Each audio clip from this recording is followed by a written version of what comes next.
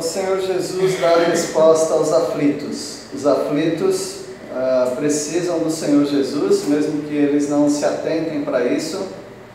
Eles são pecadores, todos nós somos pecadores, e o Senhor Jesus disse: os teus pecados estão perdoados. Em Marcos capítulo 2, até o versículo 12, texto esse que nós estudamos hoje pela manhã.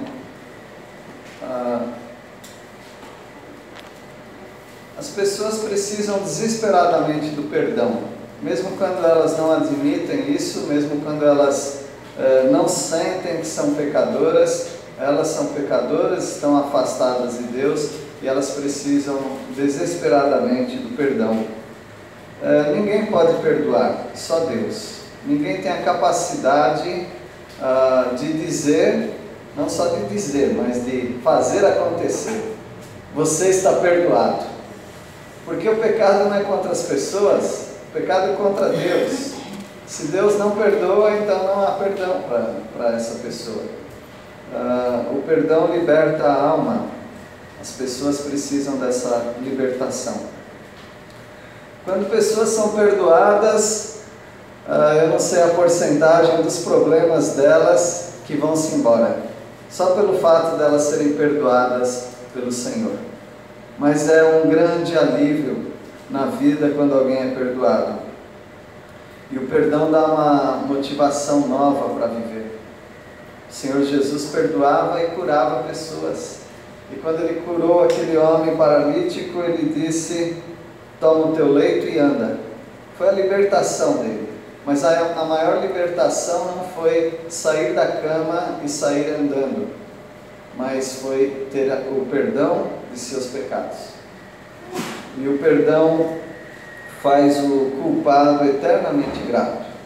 Aqueles que entenderam o perdão são eternamente gratos. Nada pode ser um sacrifício maior do que entregarmos nossa vida totalmente àquele que nos salvou. Por isso o perdão, ele faz você uma pessoa grata. As pessoas são muito ranzinza, não são? Porque elas não são gratas, porque elas não têm motivo de agradecer na sua vida. Mas quando você é perdoado pelo Senhor, a sua vida já tem uma nova motivação. E o perdão oferecido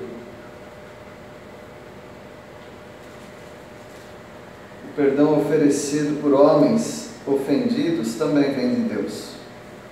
Se você me ofende e eu te perdoo, pode ter certeza que isso vem de Deus, não vem de mim não. As pessoas, elas têm muitas restrições para perdoar. E até aquelas que perdoam, elas perdoam na base de nunca mais faça isso, tá bom? Mas o nosso Deus não é assim. O nosso Deus, Ele nos oferece perdão dos pecados passados, dos pecados que estamos cometendo exatamente agora e dos pecados que ainda vamos praticar. Ele nos dá a garantia do perdão eterno. E os homens precisam desse perdão. Mas outra aflição do ser humano que Jesus responde é a doença. Todos nós somos doentes. De alguma maneira você é doente. Eu sou doente. Mesmo que a sua saúde esteja boa, você carrega genes no seu organismo que vão eclodir em algum momento e vai te detonar. Que isso, pastor? Alguns já estão sentindo algumas coisas, né? Nós não podemos escapar dessa realidade, porque nós estamos num mundo caído. Mas isso não é o mais sério. Parece que isso seria o mais sério, né? O mais sério é que nós somos doentes espiritualmente. As pessoas são doentes emocionalmente, psicologicamente, na mente, e são doentes espiritualmente. E o Senhor Jesus disse: os sãos não precisam de médicos, e sim os doentes. Então aqueles que não concordam que estão doentes, então o Senhor Jesus respeita, né? E passa batido. Se você não é doente, então deixa eu procurar os doentes. Mas aqueles que falam, Senhor, filho de Davi, tem misericórdia de mim. Aquele era cego, né? E se você se sente cego, doente, debilitado, espiritualmente derrotado, o nosso Senhor Jesus Cristo, Ele tem a resposta para a sua vida. E a partir do versículo 13 nós vemos isso. Marcos capítulo 2, versículo 13. De novo saiu Jesus para junto do mar, e toda a multidão vinha ao seu encontro e ele os ensinava. De novo. Essa era a vida de Jesus. Ele saía para os lugares e as multidões iam atrás dele. Por que elas iam atrás? Por várias razões. Para cura física, para serem alimentadas fisicamente, para terem o perdão de seus pecados, ou curiosidade. As pessoas... Estou ouvindo um zumbido aqui.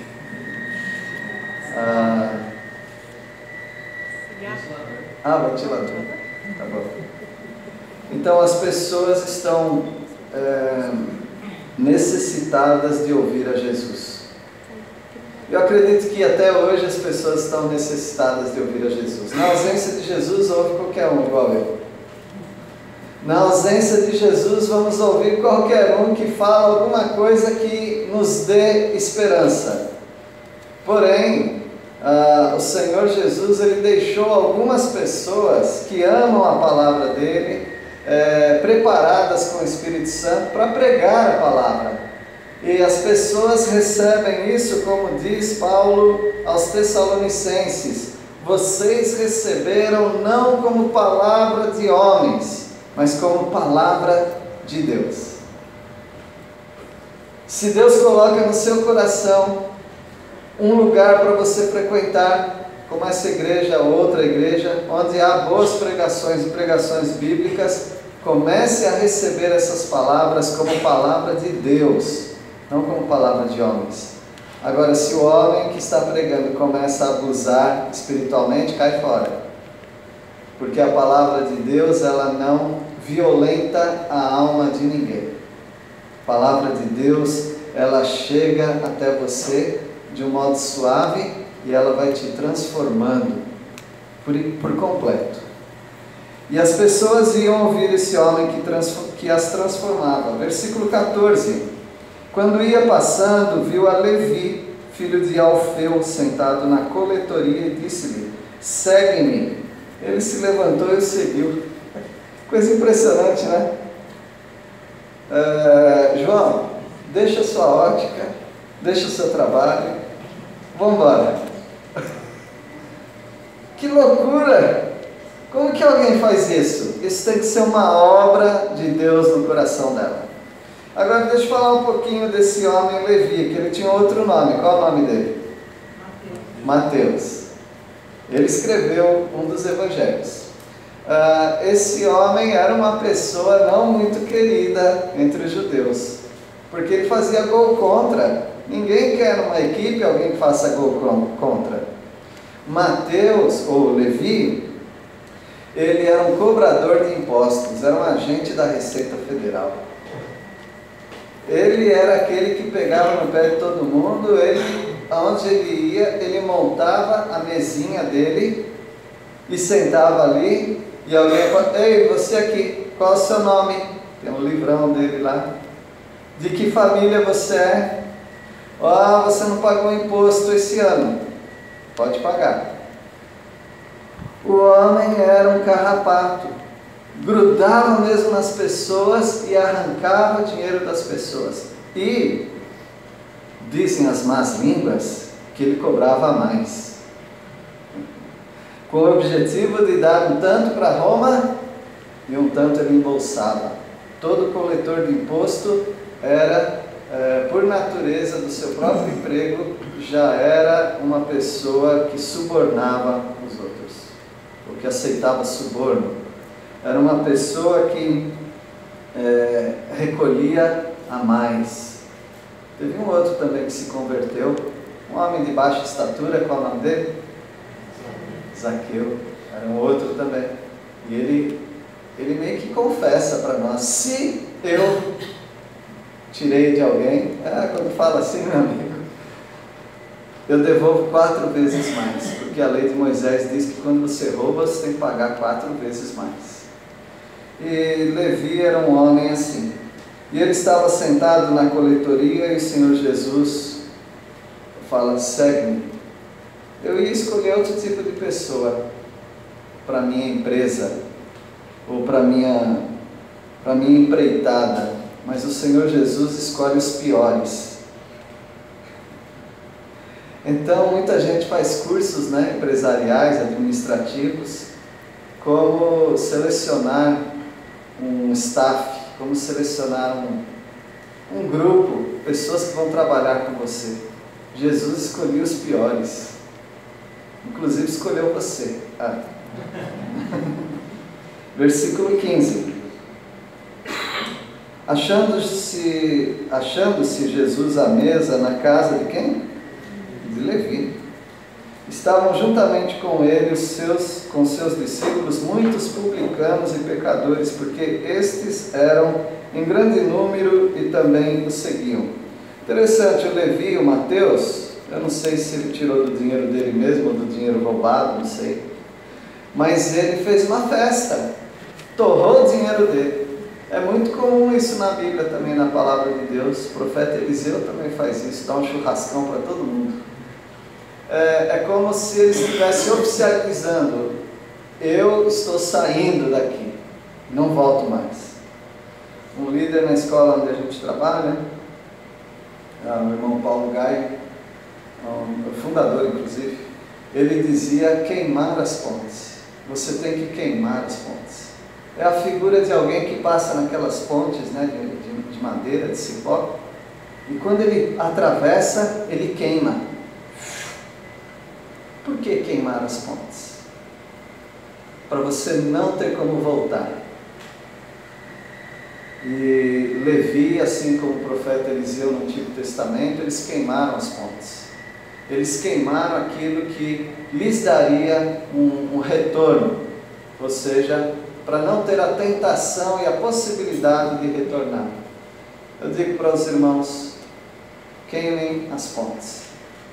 Ao aceitar a Cristo como Salvador, queime as pontes, para que você não tenha como você voltar. E às vezes são coisas bem claras, bem palpáveis. Algum vício, alguma companhia, alguma amizade, algum negócio. Às vezes você precisa queimar as pontes, para você não ter como voltar. E Levi, ao queimar essas pontes, ao deixar o passado para trás, ele faz essa festa. E nessa refeição há muitos amigos dele, publicanos, pecadores. Possivelmente ele quer testemunhar para eles. Quem sabe ele pega uma taça e... Vou falar agora.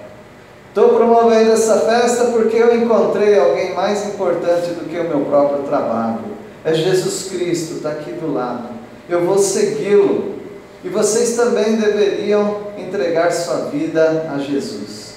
Ele me conhece, Ele me perdoa. É Ele que eu vou seguir. E esse testemunho de Levi, o Mateus, é um testemunho vibrante, forte para aquelas pessoas. Mas ali estava um monte de gente que não prestava. Ele estava com os convidados dele. Ele ainda não passou para um novo ambiente, novas amizades. É o que ele tem para entregar para as pessoas naquela festa, são as minhas amizades, as amizades dele, composta de publicanos, coletores de impostos, igual a ele, e pecadores de todo tipo. Versículo 16, alguém reparou nisso? Alguém muito certinho, reparou nas companhias que Jesus estava acumulando ao redor dele. Versículo 16: os escribas dos fariseus, vendo comer em companhia dos pecadores e publicanos, perguntavam aos discípulos dele: por que come e bebe ele com os publicanos e pecadores? Eles já estavam meio assim com Jesus. Você sabe que Jesus, eles nem abriram a boca, eles só pensaram no incidente anterior, e Jesus já sabia o que eles estavam pensando e deu uma resposta à altura para eles. Então agora é melhor não abusar, né? Vamos perguntar para os discípulos: mas não tem jeito, o Senhor Jesus sabe dos pensamentos, o Senhor Jesus sabe o que as pessoas estão pensando. E ao perguntar para os discípulos do jeito que eles perguntaram, aquilo não era para obter informação. A informação está debaixo do nariz deles. Ele está comendo com publicanos, ele está festejando com pecadores. Então não é para pedir informação. Essa pergunta já vem com tom de acusação. Vocês vão mesmo seguir um mestre desse? Sabe que os escribas e os fariseus estavam com inveja de Jesus, porque eles deram duro. Eles estudaram ou na escola de Hillel ou na escola de Shammai. Eles se dedicaram muito para chegar aonde eles chegaram. E agora as pessoas estão seguindo um homem que nem tem faculdade. Um homem que apareceu agora do nada. Não tem uma bagagem no meio daquele povo.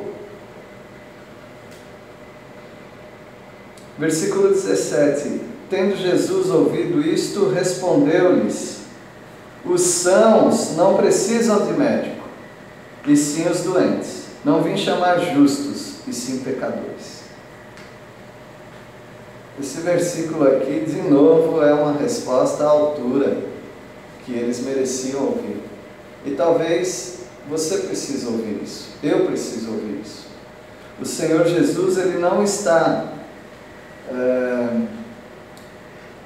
de modo conveniente se juntando a pecadores para pecar com eles. O Senhor Jesus está indo atrás dos pecadores, e Ele usa pretextos para alcançar os pecadores. Onde que você encontra os pecadores naquela época, talvez até hoje? Nas festas. Sendo que Jesus era convidado às festas, ele usava aquilo como pretexto. E esse pretexto fazia com que alguma coisa acontecesse naquele ambiente. E ele se apresentava. E ele mostrava não só a filosofia de vida dele, não era isso. Ele apresentava a vida eterna. Ou é isso, ou você está no inferno. O Senhor Jesus era muito contundente. O Senhor Jesus, ele entrava na alma das pessoas assim, embora eu tenha falado de modo suave, mas é aquele suave que vai entrando até dividir alma e espírito, juntas e medulas, como diz Hebreus 4, versículo 12. O Senhor Jesus, ele pode entrar na parte da sua vida que ninguém entra. Algumas pessoas tentam fugir de Deus e de Jesus. E a palavra do Senhor diz em Salmo 139, que se você tentar se esconder de Deus no alto, Ele te encontra. Se você armar sua cama no mais profundo abismo, lá Ele te encontra. Antes dos seus pensamentos se transformarem em palavras, Ele já te conhece. Ele conhece o seu andar, o seu deitar. Ele conhece tudo sobre você.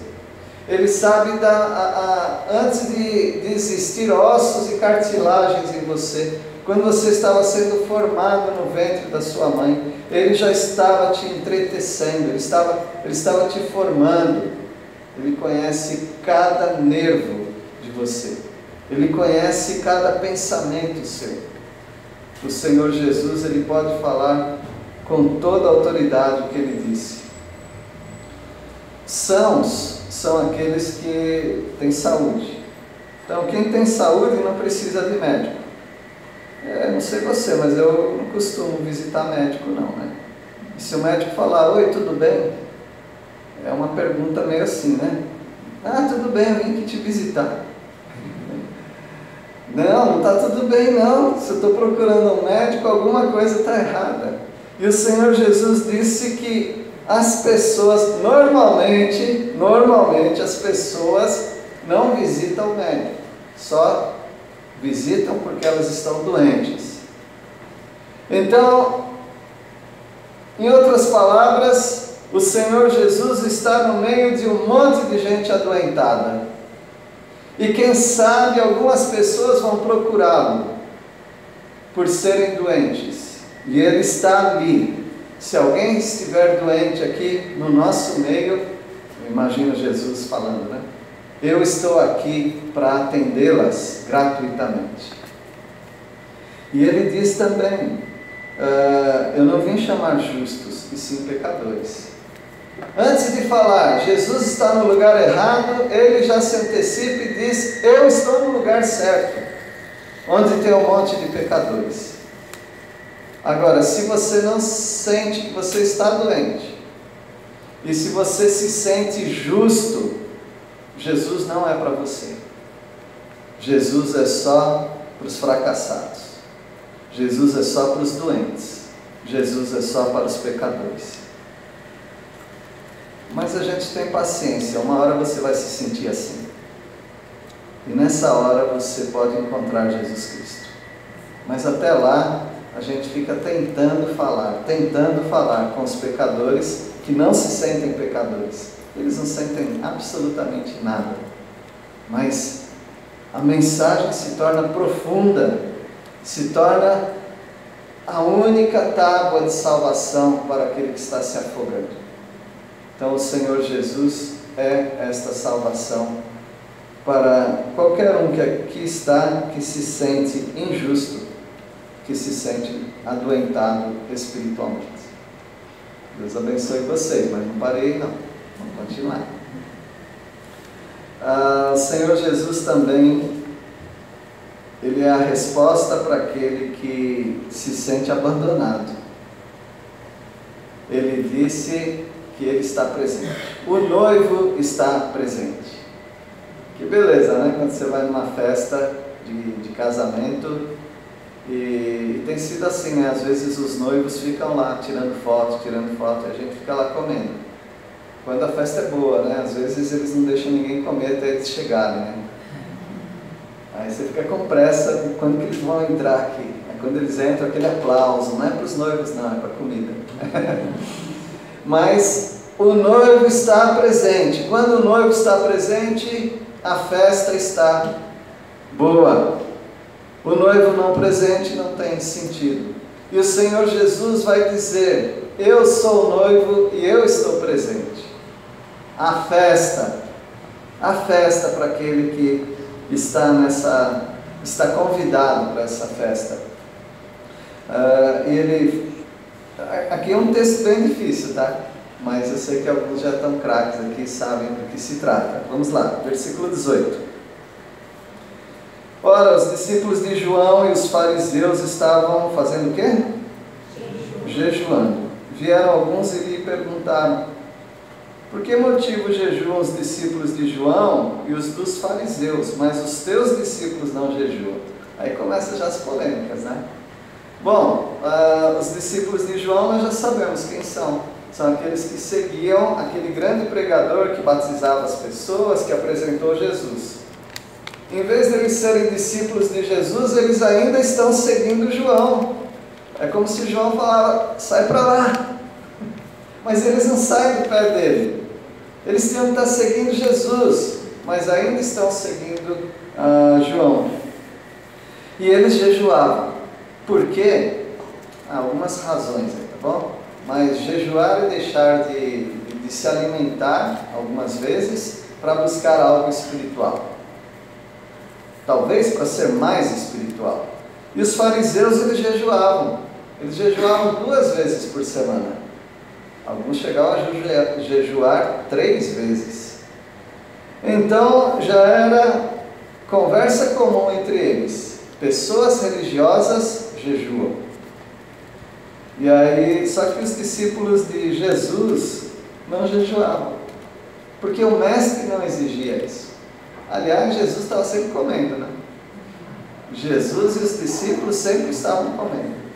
Eles tinham até algumas mulheres que já faziam as fornadas de pão de queijo e levavam para eles. Já era de praxe.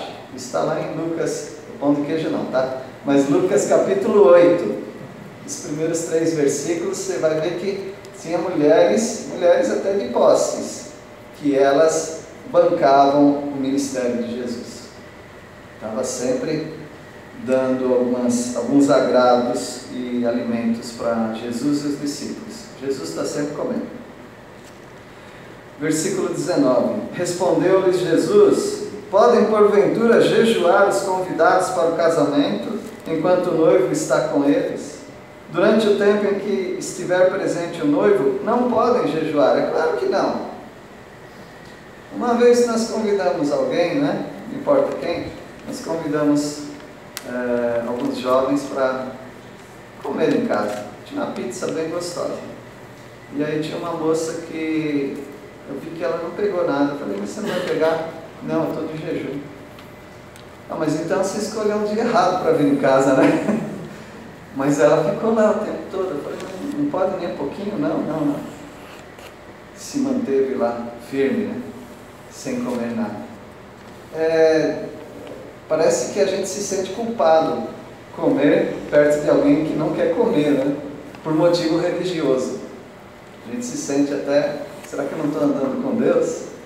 O Senhor Jesus falou: não jejuem enquanto eu estiver aqui. E Neemias também, quando o povo saiu da Babilônia e estava se restabelecendo em Jerusalém, eles começaram a jejuar, chorar, e Neemias falou: não, nada disso. Vamos comer carne gordurosa, churrasco, né? Bebida doce, fantaúva, e vamos comer. É dia de alegria, não é dia de lamento. O jejum era ligado a lamento. E Jesus está dizendo para os discípulos: se vocês jejuarem enquanto eu estiver aqui, vocês estão passando uma mensagem, vocês não estão contentes comigo. Então não era para jejuar. Ele disse até, versículo 20: dias virão, contudo, em que lhes será tirado o noivo, e nesse tempo jejuarão. Jesus é o noivo. É como se tivesse uma festa. Ele está aqui na terra, então ele é o noivo, os que o seguem são a noiva, e vamos festejar. Alegria. Mas um dia ele será tirado. Como ele foi tirado mesmo? Ele foi crucificado. Aí vocês vão ter motivo de jejuar, porque é lamento. Como você está em relação a Jesus? O que Jesus é para você? Jesus é festa ou Jesus é lamento? Porque há pessoas que só estão se lamentando. Há pessoas que não têm alegria. Se você já tem Jesus como seu Salvador, tem que ter alegria no seu coração. Se não tem, talvez você não tenha Jesus no coração. Mas aquele que é do Senhor Jesus, não é que ele não tem aflição, não é que ele não tem momentos de tristeza, mas isso aí passa muito rapidamente com o Senhor Jesus. Talvez ele até permita para nós nos banquetearmos com ele novamente através da oração. Você tem experimentado a alegria ou você está em jejum espiritual? O noivo está presente. Ele não foi embora. Ele disse que não nos deixaria órfãos. Mesmo que ele tenha subido ao céu, ele mandou o Espírito Santo. E o Espírito Santo habitando dentro de mim é o Senhor Jesus no meu coração também. Porque nós ouvimos que Jesus é Deus desde a eternidade. Ele é o Filho de Deus desde a eternidade. Então, meus irmãos, o Senhor Jesus, ele começa a confrontar os pensamentos das pessoas. E tem gente que é mais chique, né? Uma vez alguém chegou e disse que estava de jejum, mas estava comendo. Eu falei, mas você está de jejum como? Eu estou de jejum de chocolate. Então ele já começa com as versões mais elitizadas do jejum, né? Eu estou de jejum de chocolate, né? Ah, então eu também estou, porque eu como chocolate de vez em quando só. Meus irmãos, não brinque com essas coisas. Se você está lamentando por alguma coisa, vai fazer jejum, é entre você e Deus. Depois lava o rosto para ninguém perceber que você está meio com fome, meio acabrunhado, meio triste. Porque o povo de Deus é marcado pela alegria, não pela tristeza, não pelo lamento. Agora Jesus Cristo vai ainda confrontar mais ainda as pessoas. Versículo 21. Ninguém costura remendo de pano novo em veste velha, porque o remendo novo tira parte da veste velha e fica maior a rotura, o buraco, né? Lembrei eu quando era criança, né? Estava sempre com calça remendada, né? Talvez você também. O que acontece com uma roupa muito velha? O tecido fica enfraquecido. E aí dá uma rasgada. E aí a mãe, a costureira, vai com toda a boa vontade e vai colocar um remendo. E coloca um remendo de um tecido forte. Esse remendo aqui é forte, vai ficar bom. Não adianta nada. O remendo não vai rasgar, mas o tecido que já está enfraquecido, ele não vai aguentar, ele vai rasgar do mesmo jeito. Tem que ser tudo novo.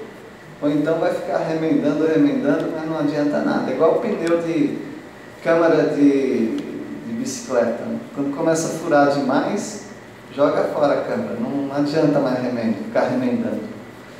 E Jesus ele ainda usa uma ilustração semelhante. Ele fala do odre e do vinho.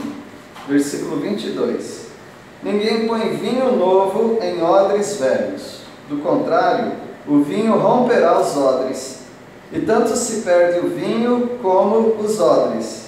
Mas põe-se vinho novo em odres novos.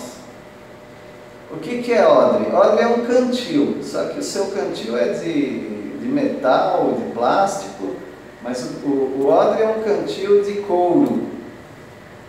Então o couro nós sabemos que ele cede. Ele laceia, não é assim?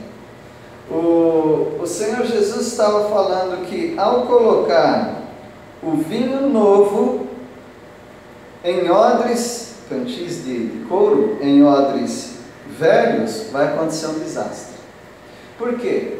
O vinho novo, o que vai acontecer com o tempo? Ele vai fermentar. Ao fermentar, ele vai expandir. E ao expandir num odre muito velho, o que vai acontecer? O odre vai se romper, vai rasgar. E aí você perdeu o odre, você já perdeu mesmo, rasgou, e aí você perde o conteúdo que está ali, que é o vinho. Mas o Senhor Jesus disse que coloca o vinho novo em odres novos. Porque quando esse vinho se expandir, fermentar, esse odre de couro que é novo, ele vai também se expandir. Mas ele é forte ainda, então não vai ter problema. Remendo novo em pano velho dá ruim. E vinho novo em odres velhos vai dar ruim também. O que ele estava querendo dizer com isso? Que a doutrina de Cristo Jesus é uma doutrina nova.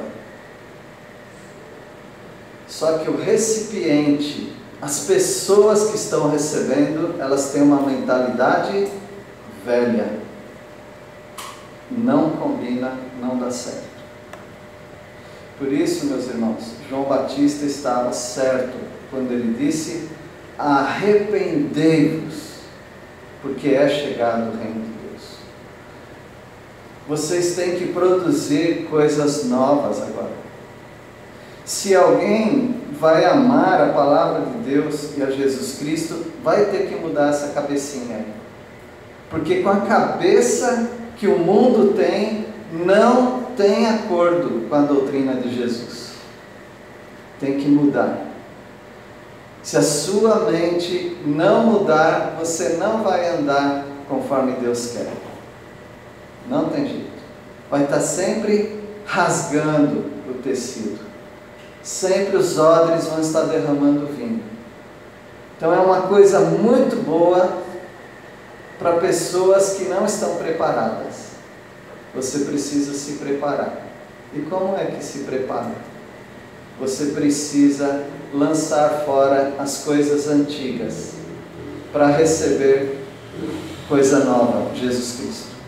Algumas pessoas querem continuar com seus ídolos de gesso, de barro, de madeira, suas velas acesas, e ainda querem orar ao Deus único e verdadeiro.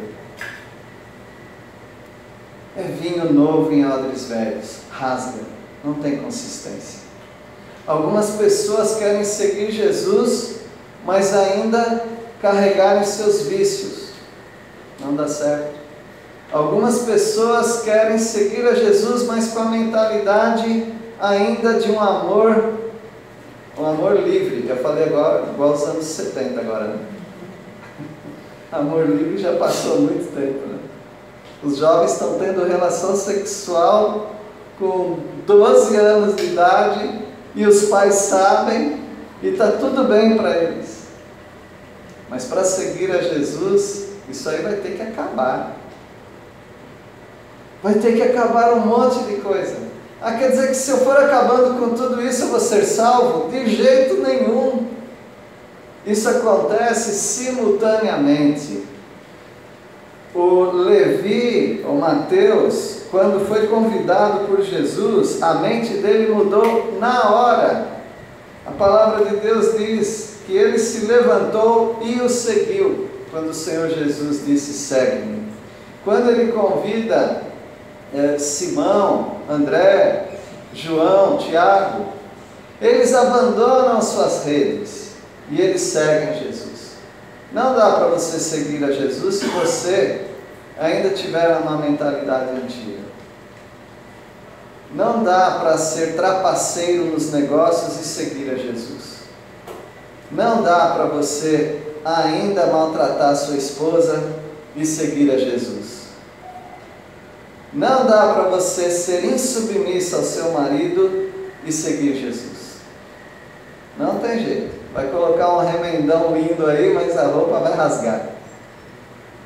Vai colocar vinho no odre, mas o odre vai rasgar e vai perder o vinho.